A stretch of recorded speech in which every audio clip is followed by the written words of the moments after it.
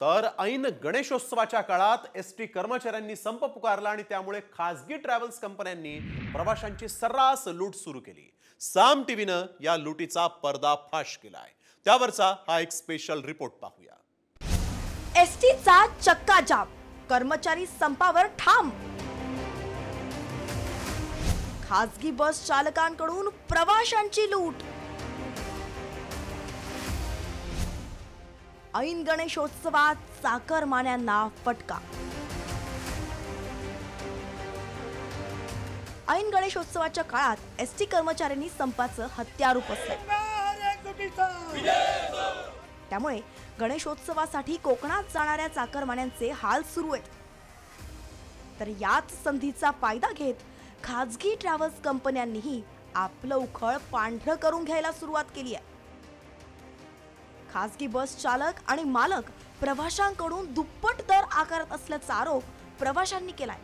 त्यामुळेच साम टीव्हीनं याचं reality check केलं आणि त्यानंतर या लुटीचा पर्दाफाश झालाय।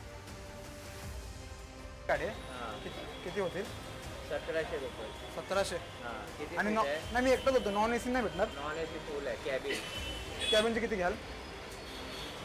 कॅबिनचे 1500 आहेत, 1200 द्या। 1200 काही कमी नाही? कुठूनच नाही? फुल आहे। नेमकी ही किती लूट सुरू आहे ते पाहूया।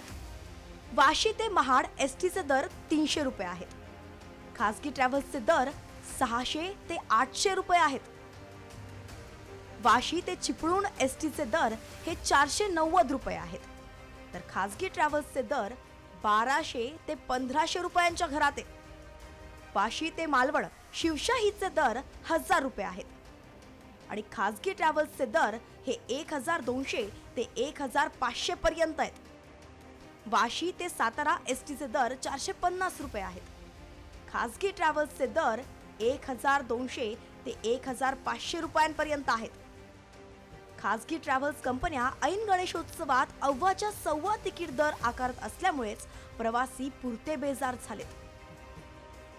आम्हाला बस द्या, गाडी द्या आम्हाला जायसाठी। आता गणपतीला तर जाणारच भाग आहे ना।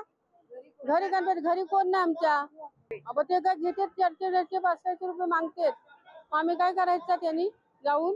हे प्रायव्हेट वाले 200 चे तिथे 400 डबल 3 पटीने पैसे मागतात। जर ह्या लोकांकडे जर असते पैसे तेवढे तर त्यांनी कशाला एसटीने प्रवास केला असता?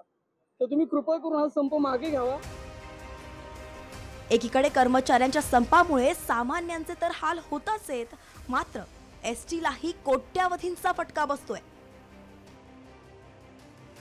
सरकारने एसटी कर्मचाऱ्यांच्या मागण्यांवर सकारात्मक तोडगा काढून निर्णय घ्यायला हवा, तर दुसरीकडे प्रवाशांची लूट करणाऱ्या ट्रॅव्हल्स कंपन्यांवर देखील परिवहन विभागाने कडक कारवाई करायला पाहिजे। कारण एका ठिकाणी सरकारचं नुकसान होतंय तर दुसरीकडे प्रवाशांची लूट होते। सूरज मसूरकर, साम टीव्ही, मुंबई।